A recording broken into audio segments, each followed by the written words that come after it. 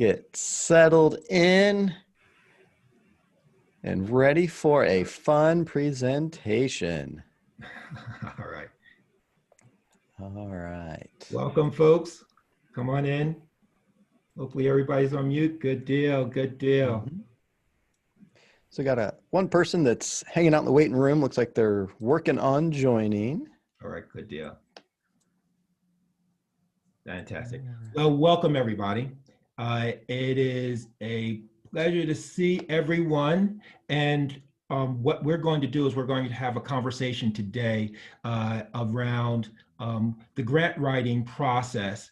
And while we offered that we were going to be talking about federal grant writing, we're really going to talk about grant writing in general as it applies to either federal or state grants that you might come across. My name is Carlton Hall. I'm with Carlton Hall Consulting, CHC. We are honored to have a partnering relationship with the Department of Behavioral Health and Intellectual Disability Services for the city of Philadelphia. It is our esteemed pleasure to be able to provide this opportunity for a conversation that we will have today. I am grateful for everyone that has registered for this. I'm looking forward to the conversation. We have a terrific speaker today, a partner of mine. I'm going to introduce him in just a moment, who will take us through this conversation today. And then on the back end of that, we're going to open it up for a little bit of questions and a little bit of discussion about what you've heard and to see if we might be able to go a little bit deeper. And so with that, we have a number of folks that are continuing to join us. Let me share my screen and open this up.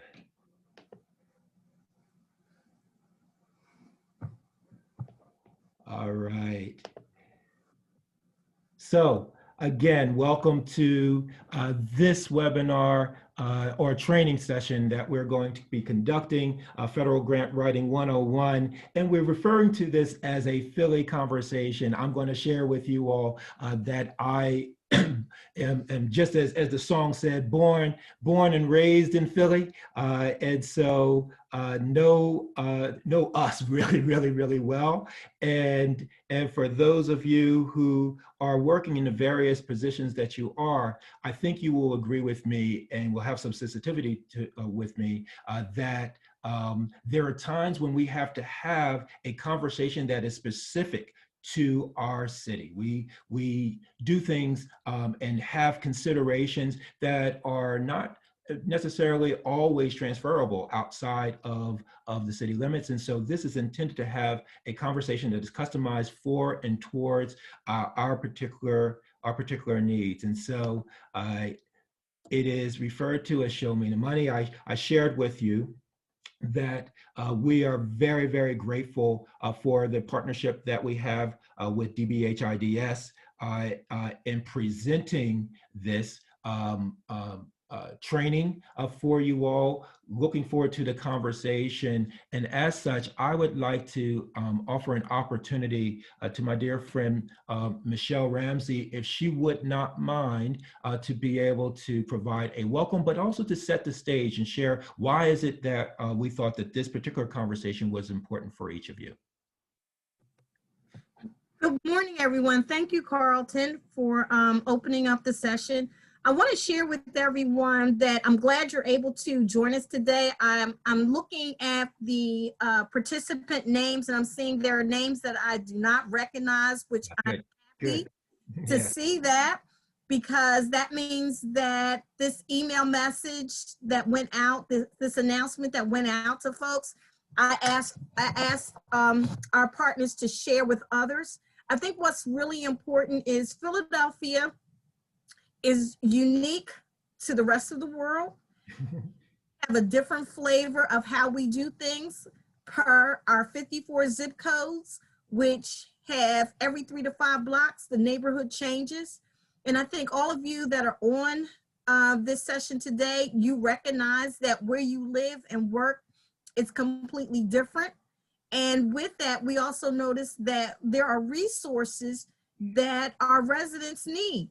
And some of those resources come in the form of free and or we need funding to get them to be free. And so I'm with the Department of Behavioral Health, Intellectual Disability Services, in the Strategic Planning and Innovation Unit under Community Empowerment. So at the end of the session, you will have a test to remember everything I just said. The title, the department and the unit. I'm the Cross Systems Projects Coordinator, which means that I cross all systems to look at what the resources are needed for our residents in Philadelphia.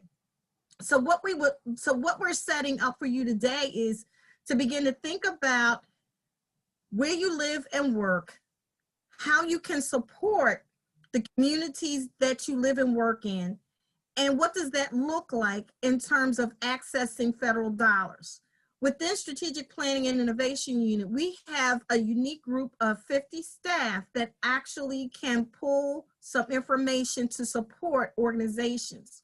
But the only way we can do that is if we have contact with those organizations continuously, because we also know that writing federal applications and state applications, they are a bear. As one person said to me, submitting a proposal, I have a headache. And I said to them, I will be your Tylenol.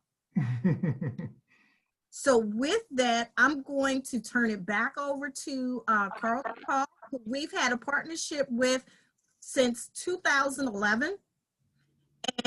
And he's going to go ahead and facilitate the remainder of the session along with his other colleagues. Thank you very much. And if you have questions, please put your questions in the chat. Jill, thank you so very, very much for that. And as she mentioned, we are going to be discussing a number of things with you. Hold on, come on.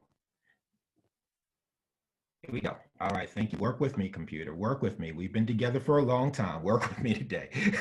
Forgive me, guys. And I just to set this up, we are working with the city of Philadelphia around prevention. And so I believe many of you may be coming from various sectors and various aspects of the human service work that you're doing. Our focus is predominantly around prevention and the prevention workforce when we provide these trainings. And so that may be the slant by which you're going to hear much of the information that we're going to provide, but don't worry if you are outside of that scope. Much of this information, I'm sure, will be highly relevant to you as well. Again, I want to share that we are just setting things up with this conversation.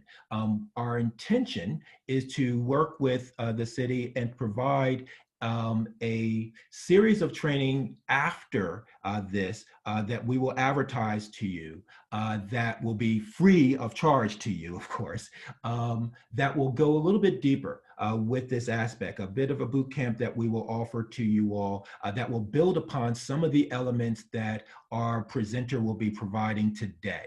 All right, so again, I want to set this up that this conversation is simply intended to be a primer. It's simply to be an introduction to the kind of conversation that we will have. We'll open that up, but know that we're going to come back later on with a deeper dive with some of the areas and topics for those that are new to this kind of a process. Let me start off. I try to do things so that we can be a little bit of engaging with this. And so I'm going to start off with a little bit of an activity. If you wouldn't mind, as you're looking at this, and you see this shirt, what I want you to do is I want you to write in the chat box, how many holes, if this was an actual shirt, how many holes do you see? We're going to just take 10, 15 seconds to do this. But if you wouldn't mind, I want to just make sure that you're interacting and engaging with us. How many holes do you see? And believe me that there will be a point to this activity once you do so. So if this was an actual shirt, how many holes do you see? And put in the chat box. And Dave, when you begin to see them populate that, could you just share with me what you're seeing? We've got a whole bunch of 6s, a few 8s with a smiley face, and a 5, 6, 8, 8, 8. Fantastic, fantastic, folks. Okay, we're not going to take this too far. And the person with the smiley face on the 8, the reason they have a smiley face is because they know the answer. It is indeed 8. In fact, so let me just go through that really quickly with you.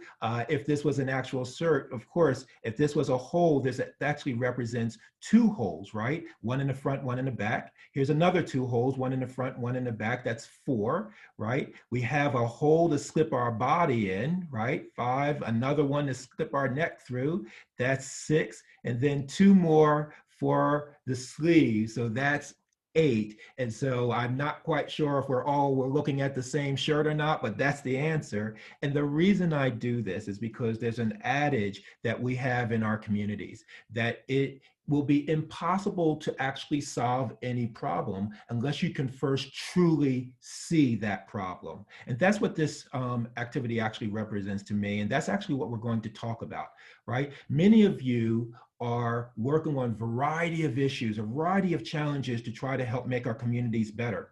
And there are resources that the federal government and our state governments are providing, whether they are justice resources or resources that are coming from the Department of Justice, right, dealing with violence and violence prevention, or whether they are those grant opportunities that are supporting the development of coalitions, like what's taking place in Philadelphia right now through efforts that are being provided through the Center for Disease Control and their Drug-Free Communities program in the White House Office of National Drug Control Policy, or those that are familiar with SAMHSA, the Substance Abuse and Mental Health Services Administration, and a number of the grant opportunities that they are providing as well.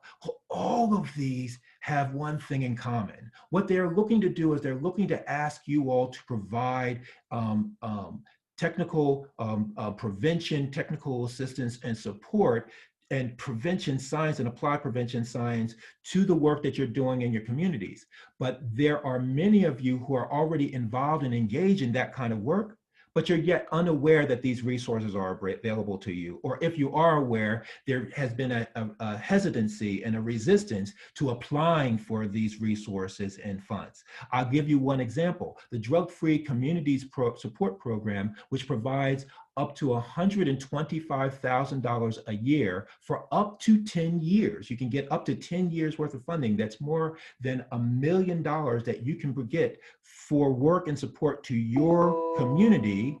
In Philadelphia, the entire city of Philadelphia, we've had relatively few applicants or successful applicants for that particular grant, while in other communities that are much smaller than Philadelphia, getting a lot more of those resources. And so part of what it is that we're working in partnership with the Department of Behavioral Health and Intellectual Disability Services in doing is really trying to bridge that gap and to close that gap and to help our communities in Philadelphia take greater advantage of the federal opportunities that are being provided. And so with that in mind, we have brought on board with us one of my dear friends and a great partner of mine, Tracy Johnson. And Tracy is an expert in this regard. He oversaw one of the centers for the application of prevention technologies for SAMHSA for a number of years. He was the director for the center CAP in our country. He and his organization has been really responsible, more so than any other organization that I know, for helping particularly urban communities to access these federal resources and to understand what it takes in order to translate some of the requirements of these grants to meet the particular cultural needs of our communities. And so with that, I am pleased to bring him. He's going to conduct the bulk of our conversation, but we're going to come back together and have a bit of a conversation with you all. And so with that, I'm going to stop sharing my screen. I'm going to hope everybody is still there. And I'm going to ask Tracy Johnson, my dear friend, to go ahead and take this over, share your screen, and we look forward to the conversation. Thank you so much. Awesome. Thank you, Carlton. And And thank you, and thank you, Philadelphia, for allowing me, Michelle, DBHIDS, you all, thank you all for allowing me to be a part of today's conversation. I hope that you can see the screen. We got you. I hope you all can see what I have here. And I'm always honored to be a part of the work that my brother Carlton has done. I've spent some time in Philadelphia. I'm not from Philadelphia. I'm from the Chicago area. But when I spent my time in Philadelphia and meeting some of you, he took me to a real Philly cheesesteak spot. And so I'm always happy to be a part of the Philadelphia team. And I'm excited, hopefully after COVID, to once again set foot there. As a matter of fact, pre-COVID, that's where I was at. Before I had to sit down, I was in Philadelphia on like the 11th and 12th of March. And after that, I had to close it down. Remember that, Michelle? So, I was there, and that's where my last place I've been. So today I want to be able to just touch base with you on some of the basic stuff about really looking at, funding from the federal level. Before my work at the federal level, I was a grant writer for my nonprofit agency in a town in Illinois called Freeport, Illinois, where an agency I worked for called Martin Luther King Jr. Community Services. We went from a small mere budget when I first got there of a little bit less than $100,000 to by the time I left and went to work for the federal realm, we were up to about $6.5 million. And that was primarily because of our ability to go beyond and look at and be an effective organization looking at federal resources. We have doing that during my 15-year time period there. Before I went to work for the feds, we had wrote well over $20+ million, and 10 of that went to other folks in our city because we knew as partners they needed to be a part of impacting our community that we were serving. And so, and since then, I've been a part of or have written another, $10 to $12 million in federal dollars around the country with organizations, and have worked closely with some right there in Philly. And so I'm excited to be here, and I thank you all for the opportunity today. And so, as Carlton mentioned, one of the things I do want to do today is I want to make sure you all really get a sense of the understanding what prevention funding sources out there. And then also there's other sources as well, but as Carlton said, our focus will be focusing on prevention, and that is substance abuse prevention, but also you can look at it as other types of prevention as well. We want to help you look at identifying the right funding sources for your organization, identifying those key really good points of that will sort of overlay today, and hopefully in the future get deeper dive in, as Carlton mentioned, on those key points of writing federal grants, and then knowing how to really what's important, how to measure what you're doing, because once you get that federal resource, they really want you to make sure you measure your work, and that's important as well. And so a lot of times, I know when I was working in a nonprofit organization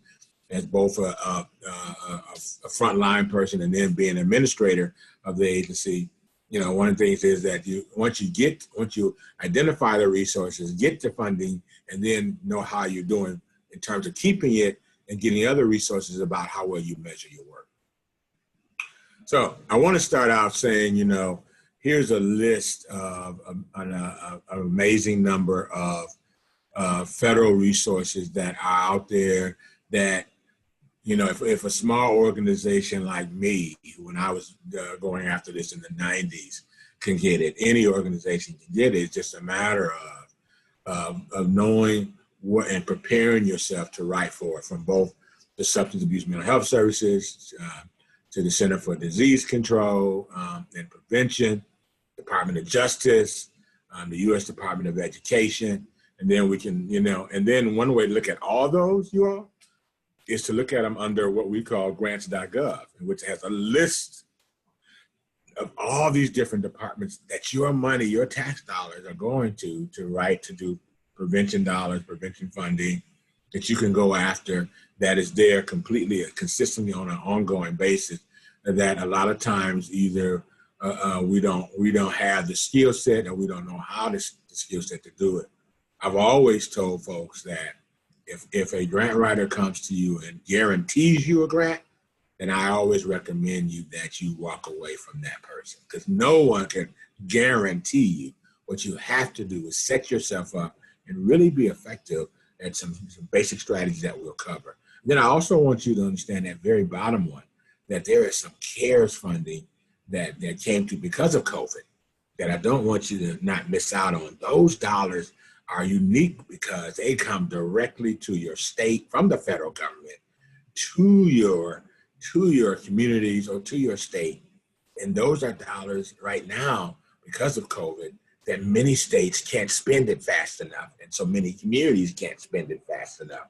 And so I want to let you all know that you might want to look at what those CARE dollars are right now that are coming into the state of Pennsylvania as well, and then see what's being sort of brought down, because those are dollars that can be used for not just impacting the issues of job loss and other stuff, but really talking about impacting prevention, mental health services, to keep communities sustainable and behavioral health concerns. So those CARE dollars are really being uniquely used, and so that's something that I want you to know. But those dollars end December 31st. They're available until December 31st, and who knows what may happen after that. Also, I wanted, as you know, some of you know that there's some additional resources through the state, Pennsylvania, the state level. There's some, if you want to look at a whole group of good nonprofit grant write opportunities, it's through Grant Watch. And Dave, I'll also add this to the chat screen. I forgot about this one as well. And then, if many of you are not or are familiar with the Foundation Center there's another host of opportunities and resources as well. And so as we go on, I want you all to feel comfortable to put in the chat box, and I know Dave is watching if he has any comments or thoughts, because I want to not only just present this to you, but try to make it as engaging and interactive in this next 40 minutes or so that we have remaining for today. I wanted to list to you all, if we look at prevention across substance abuse, behavioral health, mental illness, those kind of things, I want you to know that these are just a snapshot of federal dollars that are available to you as organizations, governments, nonprofits, that you can go out that have resources there that can be utilized for you at the community level. Understand this one thing, is that you are always have the opportunity to go after federal resources, because those dollars are meant to be done and used at the community level. They're not meant to be used at the federal level. They're no good if it sits in the federal coffers and not impacting communities. So across all of these organizations that you see in front of you, there are opportunities abound that you can go after, but you have to set yourself up. They're not just where you can just tear the coupon out of the newspaper or off the internet and you can just go and get your discounted grant and get it and start using it. No, not at all. What this is that we want you to be prepared to really know that there are resources and opportunities available there. So one of the things that what Carlton and I talked about is really making sure that, it's important that you have the right funding for your organization. I mean, one of the things that, I'm taking it from the world according to what I've had my experience in this 30 years or so of work in prevention and identifying writing and helping to support writing grants, is that you gotta make sure it fits where you are. If you just can't go after just to go after it, it has to be a perfect fit. It has to be a fit because it has to be based upon what your mission of your organization is. Is it compatible with the organization that you're writing the funding for? I mean, if you're working with young folks, it's no good going after the Department of Aging money unless you're doing something with young folks and aging and older adults. And so the mission has to be, when you look at your mission and you look at the grants that are available, and is there a compatible match? As my pastor would say, I'll let that sink in for a minute, because that's critical. Because you can't just want to know, I'm going to go after everything that's out there and I'm going to make it. You can't make a square peg fit into a circle. And say, so you don't want to do that. Second thing you want to do is you want to make sure your target population that you serve is the same that they're asking for.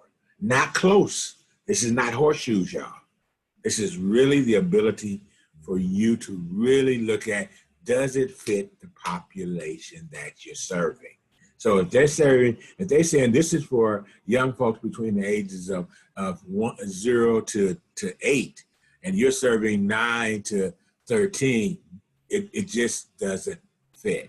The right funding for your right organization, based upon mission, based upon target pop, and then finally, you can fund people in your region even if they are not located near you. What I say by this is that many times there are funding opportunities that fund a regional perspective, even though it's not located, right in your neighborhood. Sometimes there are resources that are available that really focus on, funding a region. Like this CARES money, that's some federal money that is both regional and local, but it focuses on really impacting individuals all over a certain state and certain parts of your region. So mission, target, and remember the funds are for folks you can't just fund in your region. It has to be located where you're located at. But there are funds that go to a region and basis that you can utilize as well. So mission, target, fund, make sure it fits. The ultimate strategy is, if it don't fit, don't force it. I'm kind of aging myself when I say that. So forgive me on that. But understand that this is what it's about. Particularly in our urban communities, we tend to want to just try to make it work within that setting. Okay. So this, to me, is what I'll spend time in getting, as well as in getting your understanding of what's important. The key points of writing federal grants, and I won't go over it into full detail today, but I wanted to give you all the overview that I found to be really, really, really important that all federal grants look for. And that to help you prepare that, you should put these things in place well before you really start to do it. One is first and foremost, is really creating that sort of project work plan. I'm sure right now in your organizations, in your communities, at the government level, local level, you're probably doing some work right now that probably needs funding. But I would prepare you to say right now, if it needs funding, create a work plan. What does that mean, Tracy? That means, what are the goals of that project? And what are the objectives of that project? And then what are the activities of that project? And so creating that work plan first and foremost now helps you set the stage for going after those federal dollars. And I say that because if you in fact have a plan in place before any resources that you identify at the federal level, having that work plan there and available already sets the stage, because it helps you and the writer that you're doing. If you're writing it or you're having a team of you writing it, it already has a process of why you're trying to go after it and what's the grant going to entail. Because in a federal grant, they're going to ask you to lay out a plan. And if you already have created a project work plan already, with those specifics in it, remember, you got to have what's the goals, what's the objectives, what's the activities, how you're going to measure it, who's going to be responsible. That should already be creating before you even think about going after a federal grant, okay? That's one thing. The second thing is that a lot of times we do this second piece, we call assessment, and we kind of do it, you all, on the basis of, I feel this is the problem. I believe this is the problem. I think this is a problem. Now, I don't know about you all. When I go to a physician, my physician, I don't want my physician to say, I feel this is your problem. I think this is your problem. I believe this is your problem. I want a physician to do an assessment and tell me what's the problem. And he or she does that by having me go do my blood test, doing it on the treadmill, doing all those necessary things so they can make an adequate and appropriate and a focused decision. So when you're preparing your grant, assessment is critical. So if you feel, believe, or think about your community, that's a good thing. But also you need to really know what the data says about your community. And I specifically say, you know what your community is, but now you have to understand and do an assessment of what the data says. Because in federal grants, they're going to ask you, and they're going to know if you're fibbing. Because if you can't prove and show the data that they're really focusing on your particular targeted community, and then the reader or a reviewer like myself or Carlton or all of us who've done this before, we'll see it in the writing because we know you don't have the data because you haven't done the process. You can always say, I believe, think, and feel, but that doesn't get you in most federal grants an opportunity because this part of the grant is really important of any federal grant. Know your community specifically from a data standpoint. I'll let that sink a little bit for a minute, okay? The third thing is this, is that when you're writing and when you're really writing specifically for the community, you have to be able to, what I use the word is captivate. One of the greatest things that I've learned in the work that we do in prevention and we work with young folks, we learn how to captivate our young people and get them engaged. And we're like Pied Pipers, or some young people are Pied Pipers for other young people or whatever. So even when grant writing, there has to be some captivation going on, meaning that you have to show the compellingness of your goals, of your objectives, of your design, and how you summarize what you want to do. So you have to be able to captivate all of those things to the community that is being a part of, that's going to be, to the grant writer, so to the grant reviewer, so they can see it.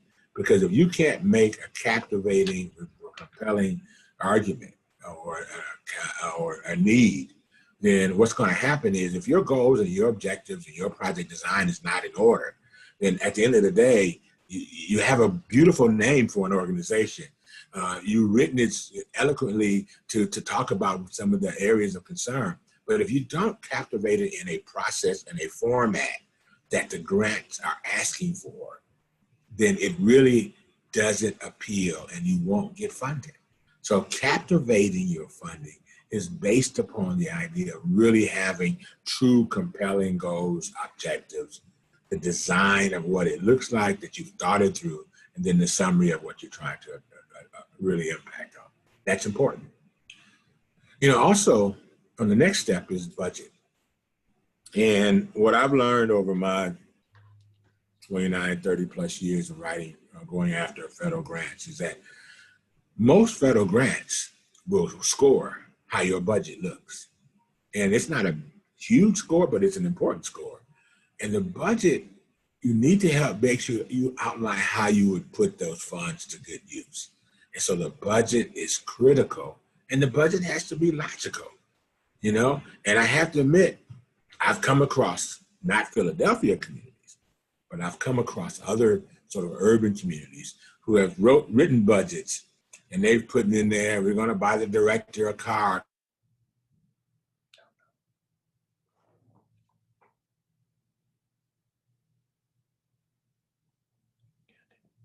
And the grant says this is not for building, but you still put it in there in the budget. Your budget has to show how you're going to put the funds to good use, y'all. Okay? So the budget is important. And federal budgets are not your typical budgets that you have to put in place. There is more to it than that because it asks you more, because it wants to see that you as a potential grantor has really taken the time to really lay out what are your budgetary needs to make that captivating concern of the assessment that you've done based upon your work plan. Okay? You follow me? So stay with me I want to make sure you understand those dynamics as well. So budget is important, although sometimes they only scored at a smaller amount, usually 15% of the score. But they really want to look at not only what you wrote in as numbers, but how you provide that budget justification or that budget narrative as to what you're going to do with each one of those line items. And if you don't have the justification in there, it brings up quote unquote red flags. And so it's really important that you understand that dynamic. Then, as we look at this piece, I think one of the other important part of this, of when you're writing federal grants, is that this is something I think fears our communities and our urban settings. And I've had to, and it started with me when I did it in Illinois, and then I got through it. But then as we began to work with other communities around the country, we realized that this was something that many of us don't like to do, and that is evaluate. How do you measure? And how are you going to measure? And how is the measuring process to show what is working, but most importantly, what's not working? Because it's okay to have that as well. Because I don't know about you all, but I would be more concerned of what's not working so I can make the adjustments to really impact our communities, so I can do that really well, than just to not know it at all.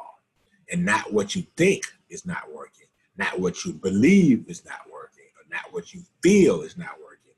But having a good evaluation process, even partnering with an entity, a local organization, or a other organization that can help you do that, but partnering with that group to really, really ensure, and then when you're showing in your writing, that you have the proper people in place and the proper evaluation process in place to make sure that what you're doing has impact and does have engagement, because evaluation will help do that.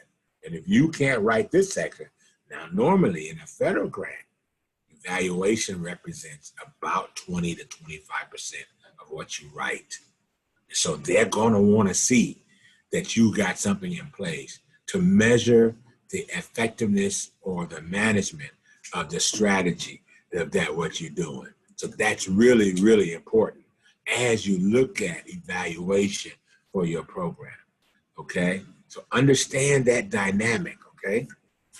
So I'm talking to y'all like y'all my brothers and sisters, so I'm gonna be real with you, okay? I'm just gonna keep it real because I really want y'all to get it, because a lot of times in our communities of urban settings, we don't quite get it. And I thank Carlton and Michelle for thinking about this for your all's community. The other piece that needs to be written in grants, because they're going to say, hey, this money is going to end, and it's going to come to a rapid end, and it's going to be over. So you have to show in the grant that you're writing the whole idea of how you're going to sustain the things that have been effective, the things that have showed outcomes, changes in, when I mean outcomes, I talk about changes in knowledge, changes in attitude, or changes in behavior.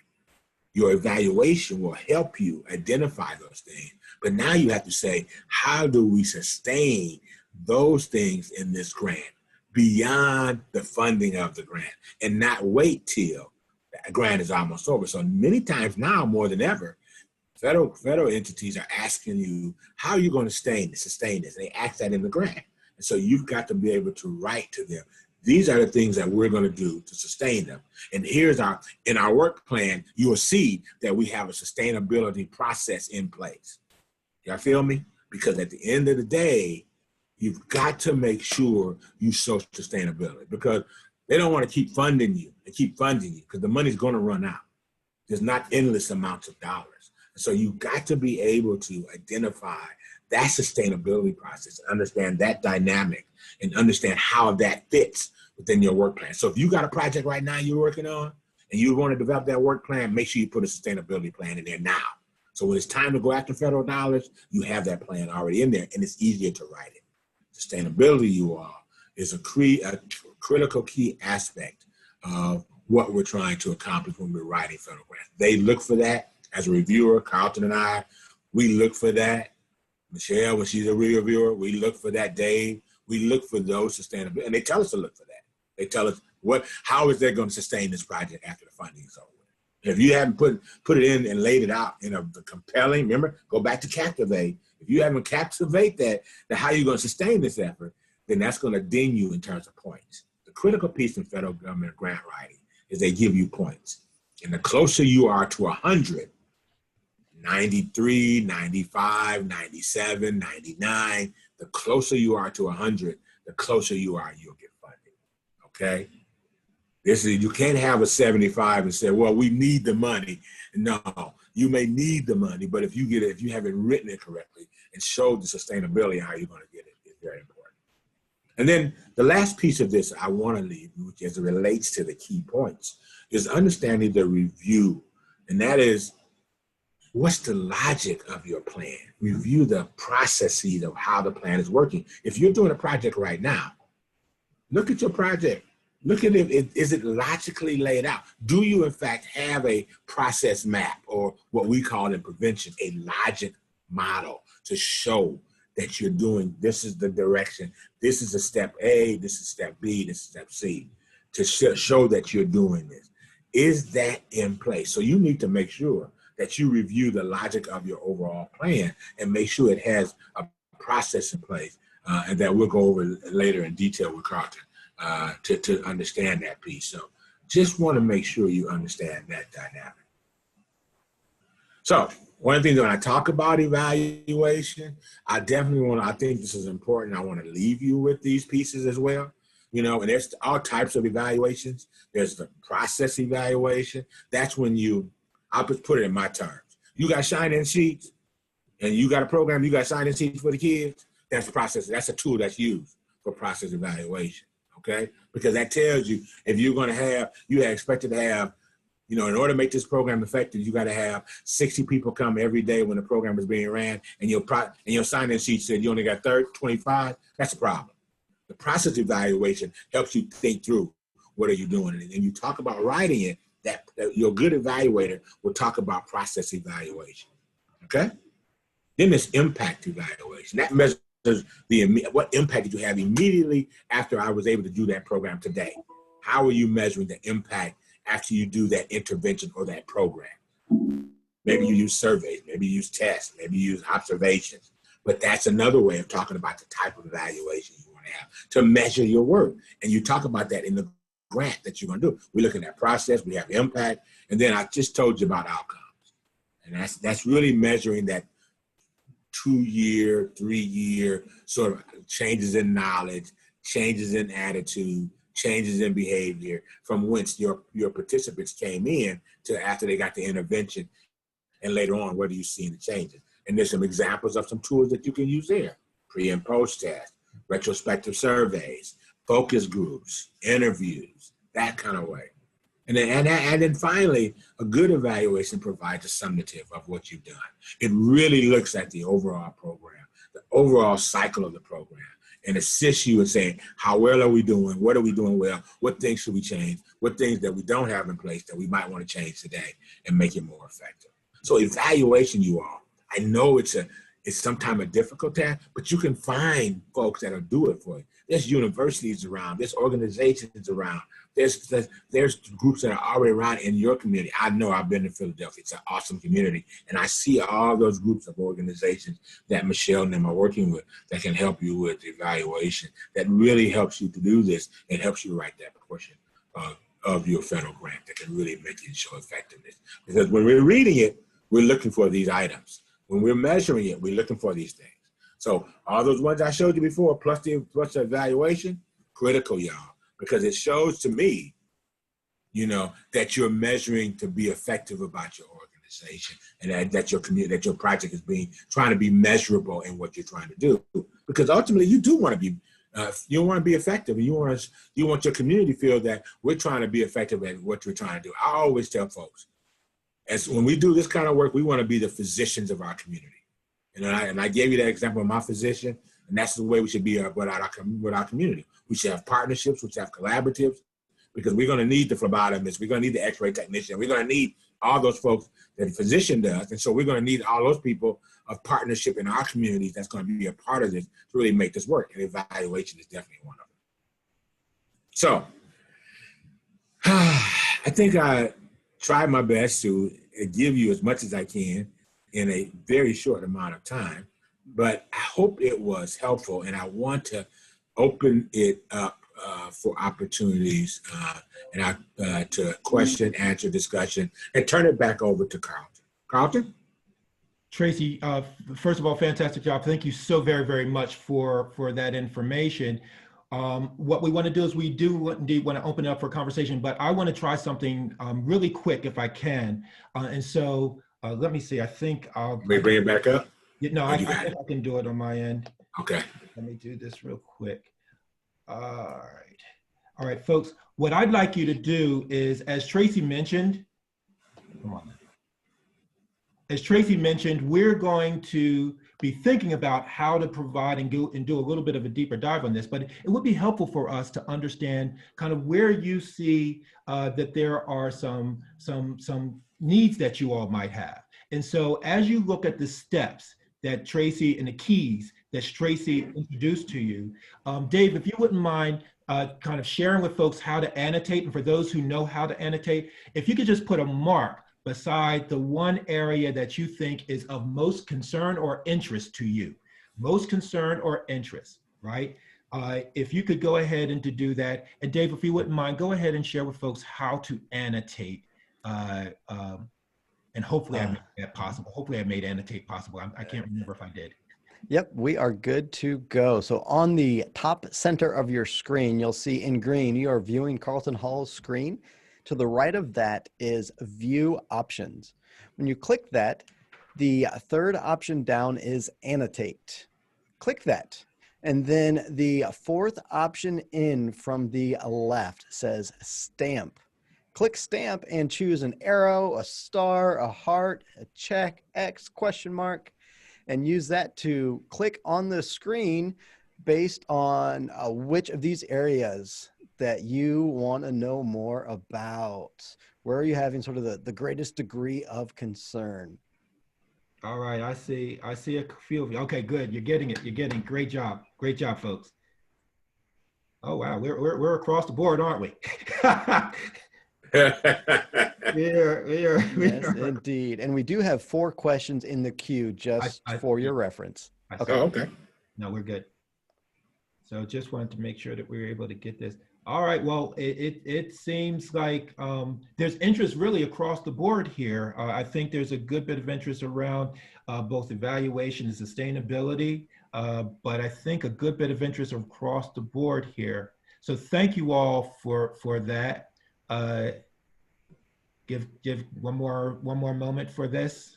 Fantastic. I just wanted to get an idea if there was one place or another that was of higher concern. Thank you for wiping that, Dave. I'm going to stop sharing, and we're going to take a few moments just to answer some questions, think about some of these things, and to do that. So, Dave, why don't you hit us with the first few questions, please? Yeah. So the first question was, when you were talking about captivating the audience with compelling goals, objectives, project design, and summary.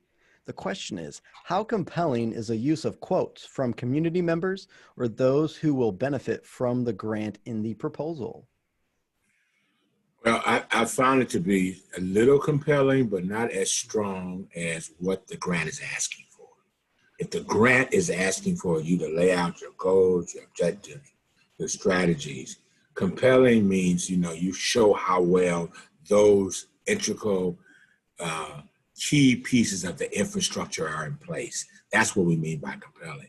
Quotes are not as strong when we do review of grant writing because they're not as captivating to the grant writer. We want to see really how well you really have laid out the processes in place. That's how you captivate it, because that's what we're scoring it off of. We are not told. We're told not to score off of, you know, a quote from the mayor says this community. I think Tracy is going through a little bit of issues with his internet connection, but you all get the point. But one of the things that I would say is that when Tracy is talking about connection, and I think my internet may be unstable. Can y'all hear me? Yes, I can hear you, Tracy. Good deal. Okay. Okay. So Go ahead. Go ahead. No, so I was just saying that's what's important, is that the captivation is really less of the quotes, but more around the specifics of what's requested of the grant. And the only thing that I want to add to that, if you all can hear me well, is that when Tracy talks about captivating, he's really talking about telling your story. Because when you're writing, particularly for these federal grants, right, the reviewers are not from Philadelphia.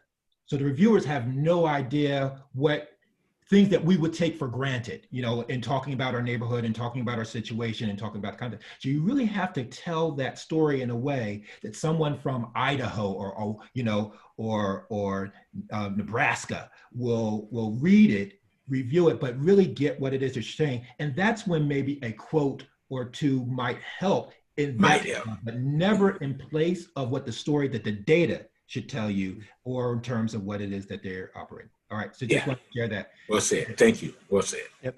That brings me right back to Joan Masters from Partners in Prevention. She likes to say that data is a currency of prevention. That's a good point. Yeah. It's your Bitcoin. It's your Bitcoin, whatever they call it. Your Bitcoin. Not a Bitcoin, a Bitcoin. Yeah, I knew I had to say it right, but that's what it is. It really is. At the end of the day, I have to use that one. So thank you for who said that. Joan Masters at Missouri Partners in Prevention. Awesome quote. I like that. Thank you. You're right. You're so right. Right. Next question. Yep. Next question. You mentioned the percent when it comes to scoring the proposals.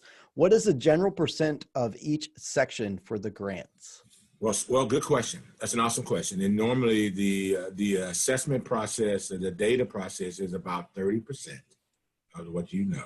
The process of how you're going to write it, the overall, how it's written, telling your story part, how you're going to lay it out, the work plan, that's about 30 to sometimes 35%.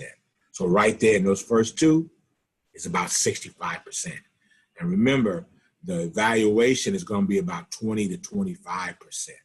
That's 85 to 90% of what you have. The last 15% is that evaluation. And that's where it falls in. Sometimes they flip it a little bit. Your assessment is a big piece, can be 20 to 35%.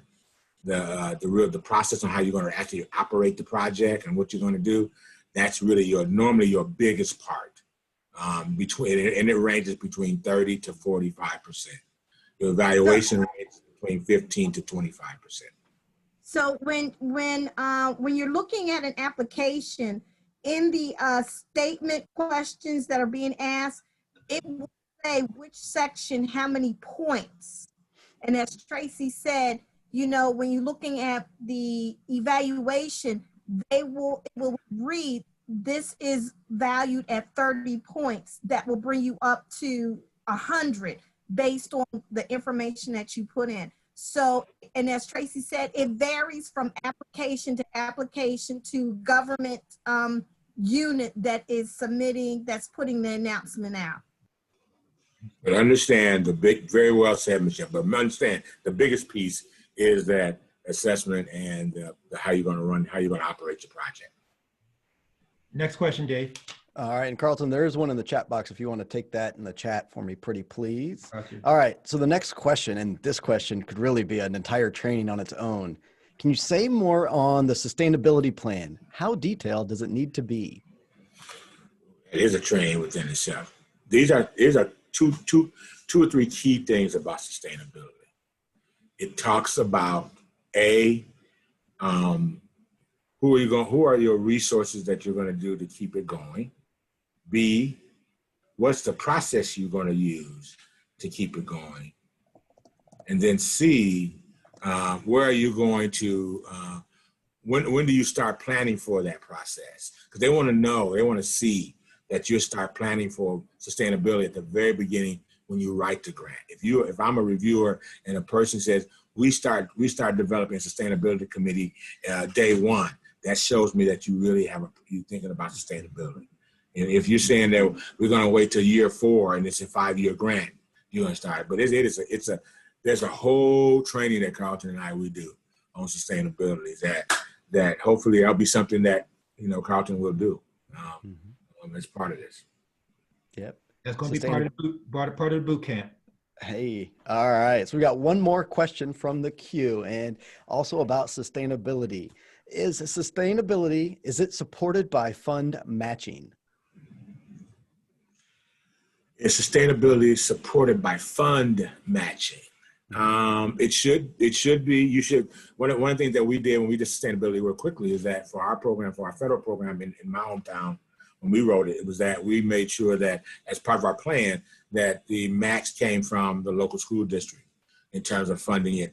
Because once the funding is over, I'm thinking is what you're saying, that if you're going to keep it going after the funding is over, is it by fund matching? You have to find those resources to make it happen. I think that's what I'm hearing from the question. I may not be interpreting it correctly, but I think that's what they're asking. And they may also be referring to sometimes in-kind contributions and matching funds that are often required when the applications are asking for matching funds, and like all of those are a part of the conversation. But the major point is that you have to think about sustainability at the time that you're writing the application, not after you get and receive the grant dollars. And that's what you want to make sure happens. I want to make 2 quick points. One is to ensure that your assessment data is a part of your telling your story, that when you tell that story, when you're in that narrative, that what you're saying aligns up with whatever data you're showing. You don't want to have data that's talking about something that's completely disconnected from what you're talking about in your narrative, which happens very often, and it happens more often than we might think. Also, in terms of evaluation, that evaluation also has to be aligned with your assessment and those pieces. So if whatever it is that you are counting at the end, whatever it is that you're measuring at the end, should be aligned with that upfront data collection process that you had for your assessment efforts. So with that, I want to say, so is there a way we can, survey folks on this? Yeah. What I want to do is I want to make sure that you all are able to access this recording. So I'm going to provide this information to Michelle. She'll be able to share it and send it out. I will capture this information. You will receive an email from us, which will have a link to the recording. You have to give us a few days to put all of that together and to make that work, and we'll make that happen for you. And in addition to that, we will provide a copy of the PowerPoint to Michelle if you are interested. I don't want to send that to everybody, but to Michelle. And if you are interested in that, you can email Michelle with respect to that, and she will be able to send that to you. So I will provide that. So that's how we will handle both of those things. I want to thank you all for your time, for your interest. We are going to continue to do this, provide this. John, it's good to see you, my friend. Derek, it's good to see, well, it was good to see you until you went off camera. And we will talk more later on to everyone. Tracy, thank you for a phenomenal job. Dave, thank you for your support. Michelle, I'm going to turn it over. Is there any last comments that you have on behalf of DBHIDS to anyone?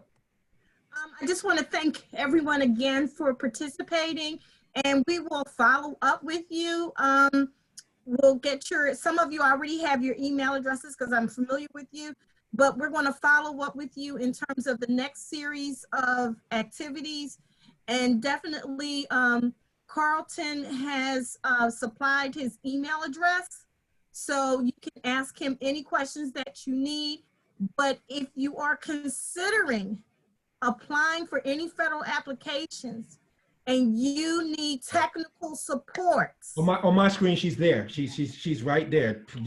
Who? Send it to you. Oh, me, right. So I'm going to place my email address in the chat box, but we really want you to understand that if you need support and you want that wraparound of resources between Carlton Hall and the team and Tracy, DBHIDS, and also we have connections with how to access evaluators, not someone who can bean count. You need a real evaluator that can do the SPS, which I don't like doing that stuff, but you know, who can really do it. We can help you with that, because we don't want you to feel like I can't do it. You can do it. You have the supports, and we're here for you.